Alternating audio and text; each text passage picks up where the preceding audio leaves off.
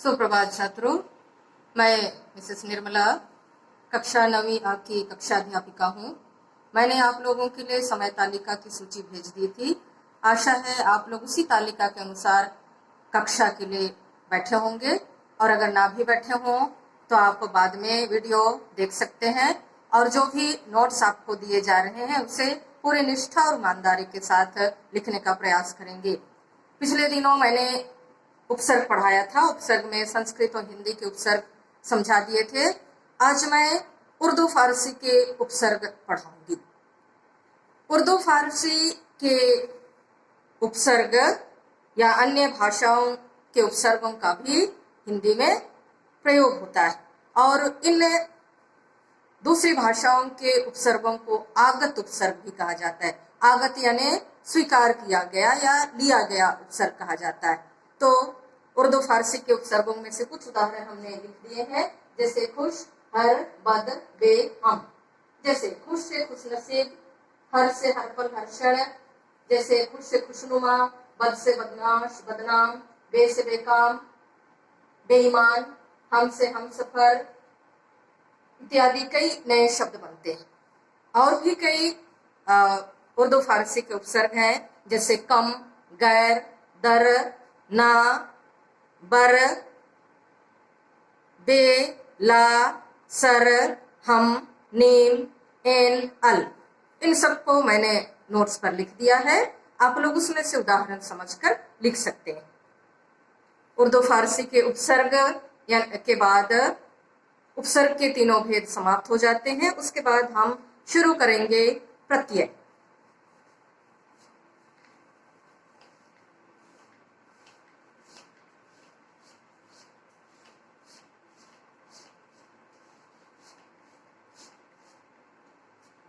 आप नीचे की कक्षाओं में भी प्रत्यय पढ़ चुके हैं। हमने उपसर्ग में पढ़ा था वे शब्दांश जो शब्द के आगे लगकर उसके अर्थ में परिवर्तन लाते हैं, नए शब्द का निर्माण करते हैं। उसी तरह प्रत्यय भी किसी भी शब्द के अंत में लगते हैं, या तो किसी भी धातु के अंत में लगते हैं, और इस तरह प्रत्ययों के लगने से भी नए शब्दों का निर्माण होता है। तो शब्द निर्माण में उपसर्ग, प्रत्यय और पिछले दिनों मैंने समास भी पढ़ाया था, इन तीनों का विशेष योगदान है। इन तीनों से ही नए शब्दों का निर्माण होता है। तो आगे हम प्रत्यय शुरू करेंगे। जो शब्दांश मूल शब्द के अंत में लगकर उसके अर्थ में परिवर्तन लाता है, जो शब्दांश प्रत्यय, जो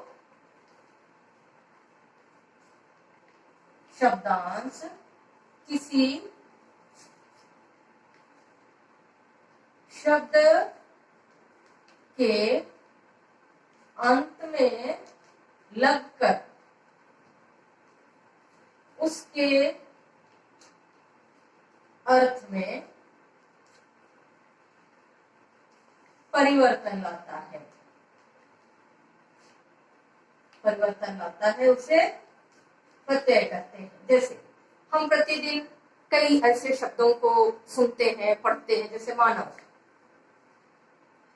मानव शब्द में यदि हम त प्रत्यय लगा देते हैं तो मानवता। उसी तरह सुंदर शब्द है, सुंदर शब्द में भी हम ता प्रत्यय लगा देंगे तो हो जाएगा सुंदरता। उसी तरह हरा शब्द में हम प्रत्यय लगाएंगे तो बन जाता है हरियाली। तो इस तरह वे शब्दांश जो शब्द के अंत में जुड़कर उनके अर्थ में परिवर्तन लाते हैं, प्रत्यय कहलाते हैं। प्रत्यय के दो भेद हैं। पहला कृत प्रत्यय और दूसरा तद्धित प्रत्यय। पहला है कृत प्रत्यय और दूसरा तद्धित प्रत्यय। आशा है प्रत्यय की परिभाषा स्पष्ट हो गई होगी। जो शब्दांश किसी शब्द के अंत में जुड़कर या लगकर उसके अर्थ में परिवर्तन लाता है या लाते हैं, तो कुछ आप लिख सकते हो जैसे आपकी समझ में आए। प्रत्यय कहलाते हैं। मैंने 2-4 उदाहरण लिखा है। उसके बाद हम आगे बढ़ेंगे प्रत्यय के भेदों की ओर। पहला है कृत प्रत्यय और दूसरा है तद्धित प्रत्यय। सबसे पहले कृत प्रत्यय।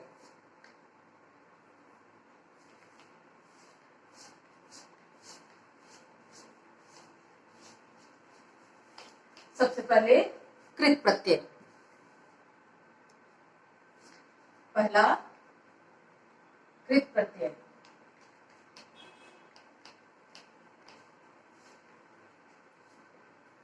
कृत प्रत्यय वे प्रत्यय जो क्रिया के मूल रूप अर्थात धातु के साथ जुड़कर, वे प्रत्यय जो क्रिया के मूल रूप अर्थात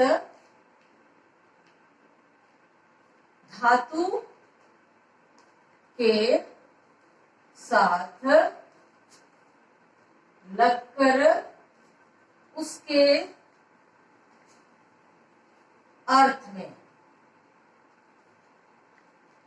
परिवर्तन लाते हैं।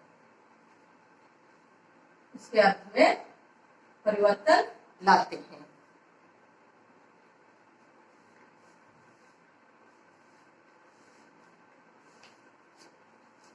परिवर्तन लाते हैं तथा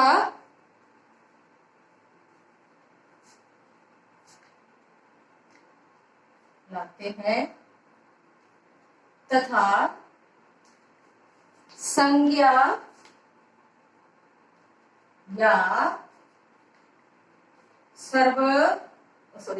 विशेषण, संज्ञा या विशेषण शब्दों की रचना करते हैं। संज्ञा या विशेषण शब्दों की रचना करते हैं। और अगर मैं पढ़कर सुना रही हूं, वे प्रत्यय जो क्रिया के मूल रूप अर्थात धातु के साथ लगकर उसके अर्थ में परिवर्तन लाते हैं तथा संज्ञा या विशेषण शब्दों की रचना करते हैं। तो इस तरह कृत प्रत्यय से युक्त शब्द संज्ञा या विशेषण शब्दों की रचना करते हैं। कृत प्रत्यय के भी दो भेद हैं। अपने प्रत्ययों का भेद लिख लिया। पहला कृत प्रत्यय, दूसरा तद्धित प्रत्यय। कृत प्रत्यय के भी दो भेद हैं, यानी हिंदी के कृत प्रत्यय, हिंदी के कृत प्रत्यय तथा संस्कृत के कृत प्रत्यय। संस्कृत के कृत प्रत्यय। तो प्रत्यय के भी दो भेद, पहला हो गया कृत प्रत्यय और दूसरा तद्धित प्रत्यय। कृत प्रत्यय के भी दो भेद हैं, हिंदी के कृत प्रत्यय और संस्कृत के कृत प्रत्यय। आशा इतना तक आप लोगों को समझ में आ गया होगा और आपने परिभाषा भी अच्छी तरह लिख ली होगी।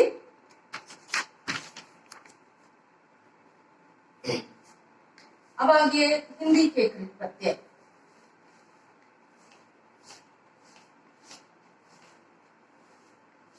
जैसे मैंने अभी अभी आप लोगों से कहा, बतलाया परिभाषा में, कृत प्रत्यय से संज्ञा या सर्वनाम शब्दों विशेषण शब्दों की रचना होती है।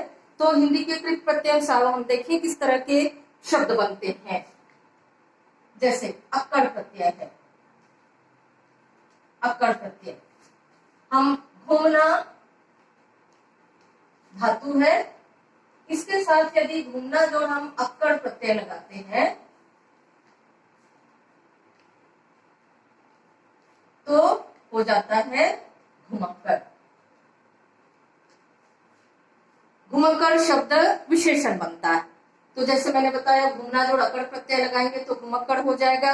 उसी तरह यदि हम अन प्रत्यय लगाते हैं, जैसे चिंता जोड़ अन हो गया चिंतन। उसी तरह मन जोड़ अन, शब्द बन गया मनन। तो यहां भी हमने देखा क्रिया या धातु के साथ यदि हम मन अन प्रत्यय लगाते हैं तो चिंता जोड़ अनचिंतन हो गया, मन जोड़ अनमनन हो गया। तो इस तरह से धातु के साथ जुड़कर कृत प्रत्यय संज्ञा या विशेषण शब्दों की रचना करते हैं। उसी तरह और मैं और एक दो उदाहरण लिखती हूं।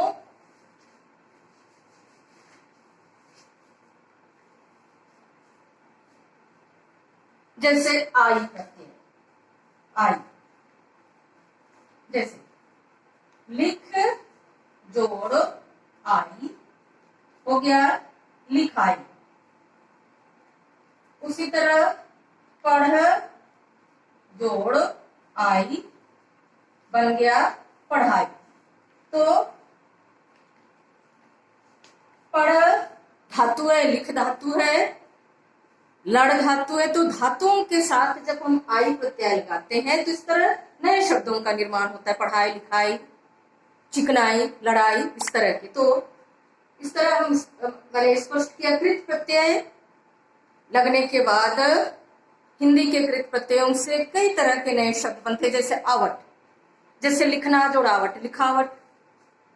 फिर आलू प्रत्यय, दया जोड़ आलू दयालु, कृपा जोड़ आलू कृपालु। आहट प्रत्यय, घबराना जोड़ आहट घबराहट।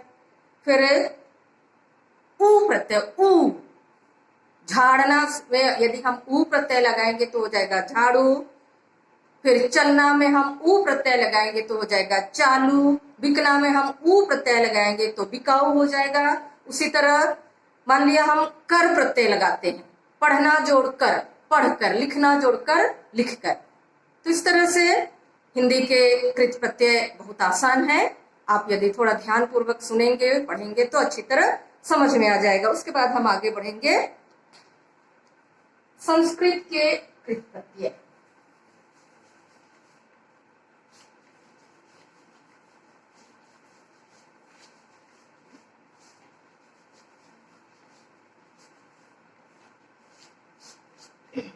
अगला है संस्कृत के कृत प्रत्यय। संस्कृत के कृत प्रत्यय, जैसे संस्कृत के कृत प्रत्ययों में हम संस्कृत पढ़ते हैं और इसलिए हमें अच्छी तरह मालूम है। जैसे अन्य, अन्य, पठ जोड़ अन्य हो गया पठनीय। चल जोड़ अन्य हो गया चलनीय। इस तरह पठ संस्कृत में धातुएं हैं, चल धातु है और इनके साथ जब कृत प्रत्यय जुड़ेंगे संस्कृत के तो नए शब्द बन जाते हैं। उसी तरह ई प्रत्यय, ई, जैसे उपकार जोड़ ई हो गया उपकारी। इस तरह कई नए शब्दों का निर्माण होता है जो संज्ञा या विशेषण बन जाते हैं। मान लिया हम ती प्रत्यय लगाते हैं, भक्त, इसमें जो ती प्रत्यय लगाएंगे वो तो हो जाता है भक्ति। तो इस तरह संस्कृत के कृत प्रत्ययों से भी नए शब्दों का निर्माण होता है और वे शब्द या तो संज्ञा बनते हैं या तो विशेषण बनते हैं। स्पष्ट हो गया यहाँ तक। और भी कई प्रत्यय हैं जैसे अना, साधना, भावना। उसी प्रकार है आ प्रत्यय, जैसे पूज धातु उसमें आ प्रत्यय लगाएंगे तो पूजा हो जाएगा। विद धातु, विद धातु में आ प्रत्यय लगाएंगे तो विद्या हो जाएगा। उसी प्रकार उक धातु, भिक्षा शब्द में उक प्रत्यय लगाएंगे तो भिक्षुक हो जाएगा। ता प्रत्यय लगाएंगे क्री धातु में या कर धातु में तो कर्ता हो जाएगा। उसी प्रकार व्य, व्य प्रत्यय हम लगाएंगे तो मंतव्य, गंतव्य आदि शब्द बनते हैं। तो आशा है स्पष्ट हो गया होगा संस्कृत के प्रत्यय भी। अब हम आगे बढ़ेंगे तद्धित प्रत्यय। तद्धित प्रत्यय वाला हो गया कृत प्रत्यय। कृत प्रत्यय के अंतर्गत हिंदी और संस्कृत के प्रत्यय आए। उसके बाद तद्धित प्रत्यय आता है। तदित प्रत्यय के योग से भी नए शब्दों का निर्माण होता है। तदित प्रत्यय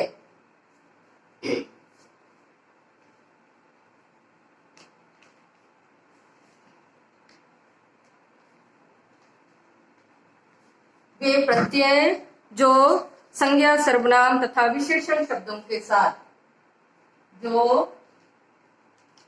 संज्ञा, सर्वनाम तथा विशेषण शब्दों के साथ जुड़कर उनके अर्थ में परिवर्तन लाते हैं। परिवर्तन लाते हैं तदित प्रत्यय कहलाते हैं। और अगर बता रहे हुए प्रत्यय जो संज्ञा, सर्वनाम या विशेषण के साथ जुड़कर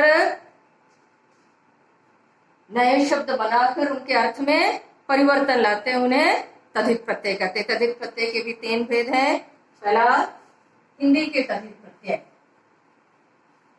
हिंदी के तदित प्रत्यय।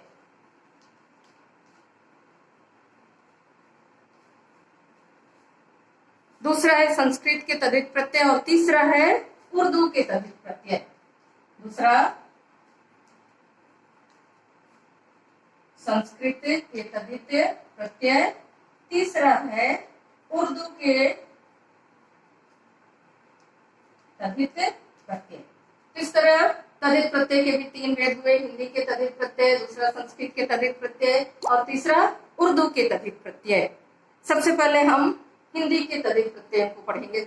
आप सबों ने परिभाषा लिख लिया होगा। वे प्रत्यय जो संज्ञा, सर्वनाम या विशेषण शब्दों के साथ जुड़कर उनके अर्थ में परिवर्तन लाते हैं, तदित प्रत्यय कहलाते हैं। तदित प्रत्यय के 3 भेद हैं। पहला हिंदी के तदित प्रत्यय, दूसरा संस्कृत के तदित प्रत्यय और तीसरा उर्दू के तदित प्रत्यय। पहले हिंदी के तदित प्रत्यय।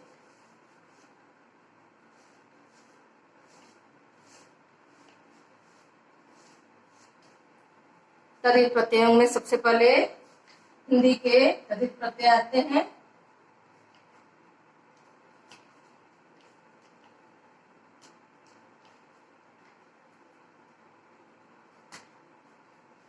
जैसे आई,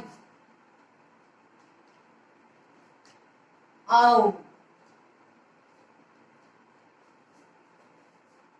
आनी, फिर है आस। और भी कई प्रत्यय हैं, मैं इन 2-4 प्रत्ययों के माध्यम से स्पष्ट करना चाहती हूँ। जैसे भलाई, क्योंकि संज्ञा या सर्वनाम शब्दों के साथ या विशेषण शब्दों के साथ जुड़ता है, इसलिए यदि हम भला जोड़ आई लगाते हैं तो शब्द बनता है भलाई। उसी तरह बुरा जोड़ आई प्रत्यय लगाने से हो जाएगा बुराई।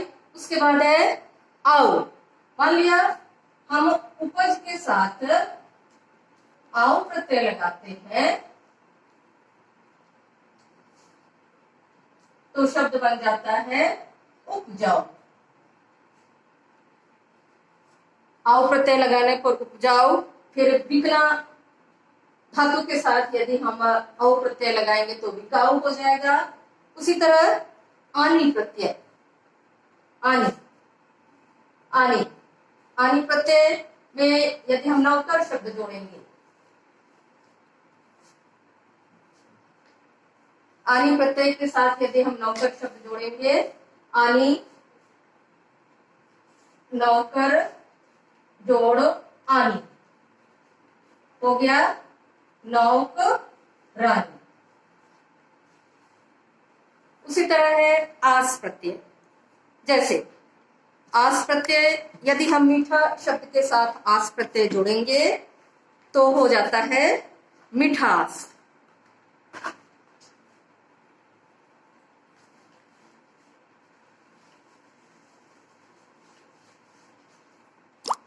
जैसे मीठा जोड़ आस, गया मिठास, उसी तरह खट्टा जोड़ आस हो गया खटास।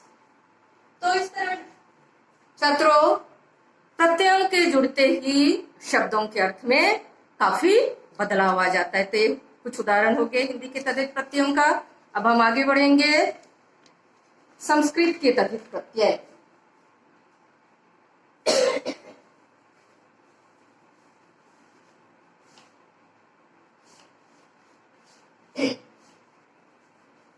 दूसरा है संस्कृत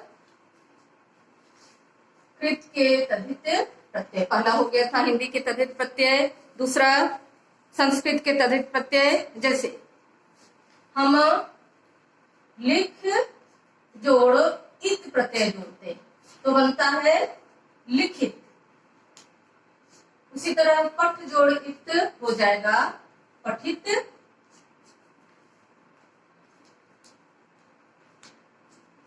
उसी तरह हम ईय प्रत्यय लगाते हैं। मान लीजिए ईय, आशा है आप लोगों ने इन्हें उतार लिया होगा।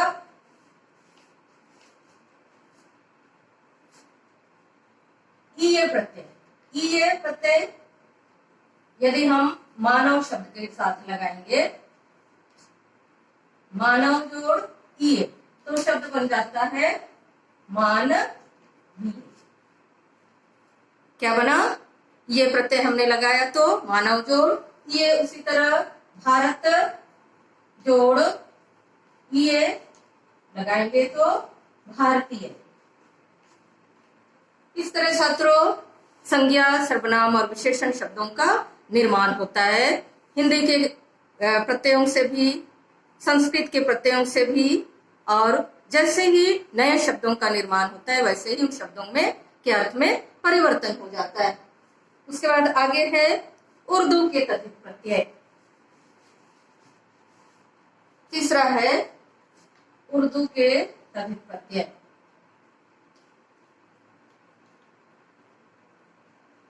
तद्धित प्रत्यय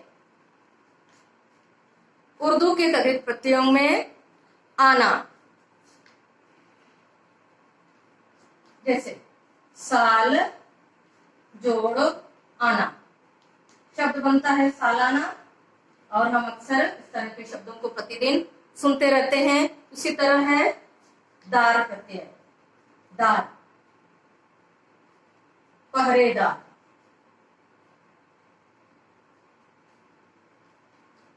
पहरेदार। तो इस तरह छात्रों कई नए शब्दों का निर्माण होता है। उसी तरह ईमानदार,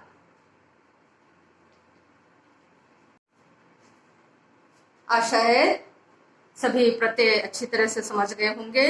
और यदि थोड़ा बहुत ना भी समझ में आया होगा तो मैंने अच्छी तरह नोट बनाकर लिख दिया है। आप लोग उसमें से पढ़िए और जो कुछ भी लिख कर दिया है उसे अपनी नोट्स कॉपी में लिखिए। और मैंने कुछ प्रश्न भी दिए हैं, उन प्रश्नों को संस्कृत व्याकरण कार्य पुस्तिका हिंदी व्याकरण कार्य पुस्तिका में अवश्य लिखें। मैं कक्षा जब शुरू होगी तब उन कॉपियों की जांच करूंगी। धन्यवाद।